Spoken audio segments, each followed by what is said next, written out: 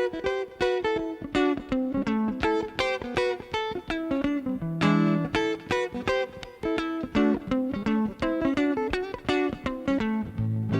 kind of funny how different nations are known for their certain type of engines, like the British here with their Triumphs, their Nortons, BSAs. They all have these vertical type cylinders. The Germans, BMWs, the old Zundaps, have the horizontal ones. And of course, the Americans have the good old V-twin. From an engineering standpoint of view, it's a natural. It fits the frame so well, and there's no excess space. And then there's the torque and the pulling power. And there's something about the vibration and the sound that kind of makes your body come alive, you know? I like it. The V reaches people at almost a primal level. You know, V for victory, V for peace, the triangle, the pyramid. You know, some might even give it an erotic connotation. And when you add in how great it feels to ride, well, then I guess that's how you get the beginning of the mystique. But Harley wasn't thinking of mystique when they first built their V-twin. They were thinking of power, doubling the power of a single. And by 1909, they needed it.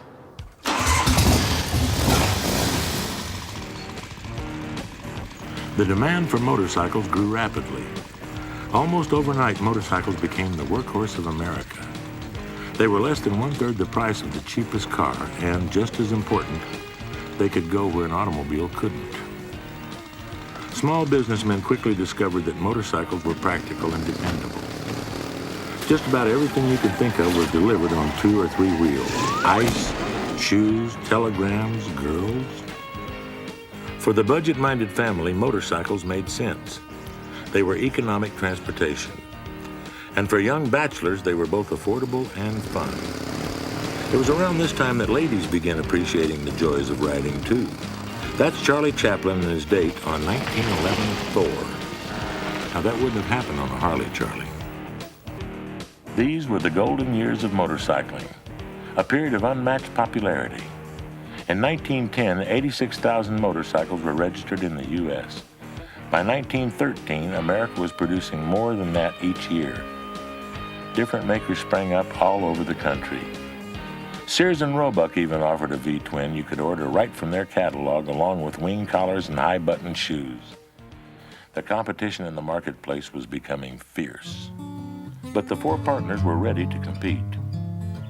Arthur Davidson went coast to coast, setting up one of the best dealer networks in the United States. William Davidson concentrated on the labor force, drawing heavily on the German and Italian immigrants who were flocking to Milwaukee. Within 10 years, Harley-Davidson had grown from a handshake partnership into a major motor company. And somehow, William and Bill Harley here managed to take time out to catch a passel of fish. Harley was the engineer. He kept the technical edge with the first successful clutch and kickstarter. But this wasn't enough to guarantee success. People had to see how good the Harley-Davidson was. The way to do this was through racing. For as long as man has had the wheel, he has had races. That's Ben-Hur piloting a 4-horsepower rig. The rules back then were simple. First one around the track wins. The rules today are pretty simple, too. First one around the track wins. This is modern flat track competition, about the closest thing you can get to Ben-Hur's chariot race. Except these machines push 100 horsepower and run the straights at over 160 miles per hour. But the straights are the easy part. Imagine what it feels like to throw your rear wheel into a drift at this kind of speed. Racers strap an iron shoe onto their foot to help post their way through the turns. But what you really need for this game is Milwaukee iron and an iron heart. Harley is proud of its winning record today, but back in the old days, each race was a scramble to keep the company alive, to let the public know your bike could outperform the competition. Harley's first challenge to its competitors came in 1908. Walter Davidson, the president of the company, entered a 2-day endurance run from the Catskill Mountains to Brooklyn, New York. I guess you could say he was a hands-on executive. Over half the entrants broke down the first day. Walter finished first on a stock machine he called the Silent Gray Fellow. You fuel economists might like to know that he averaged 188 miles per gallon on the trip. From that race on, Harley never looked back. They raced on the road and they raced in the bush. They sped around board tracks, dirt tracks, no track at all. They powered across the desert and they climbed any hill that got in their way. Sometimes.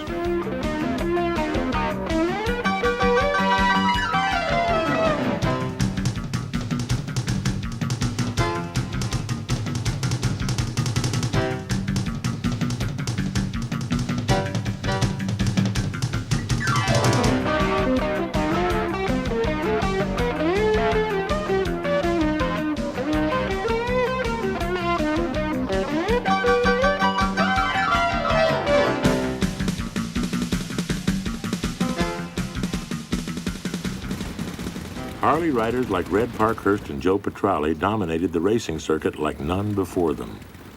No other manufacturer could match Harley's success, except one, Indian. For over 50 years, Indian and Harley-Davidson were arch rivals.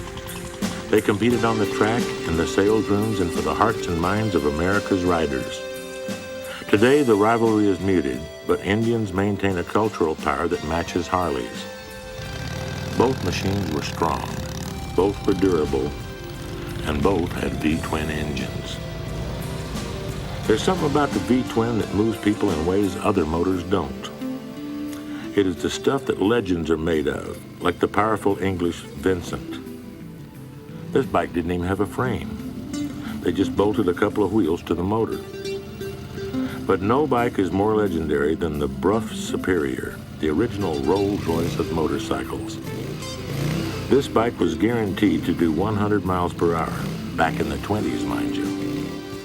Today, it's remembered as the machine Lawrence of Arabia rode to his death.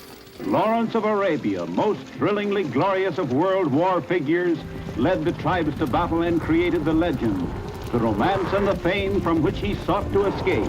I believe that the only motion picture of Lawrence ever to be shown is this. T.E. Lawrence was the epitome of the British enthusiast. He loved riding above all else, and like many young men of the time, he was introduced to it during the Great War. The First World War had been raging for over 3 years before the U.S. got involved.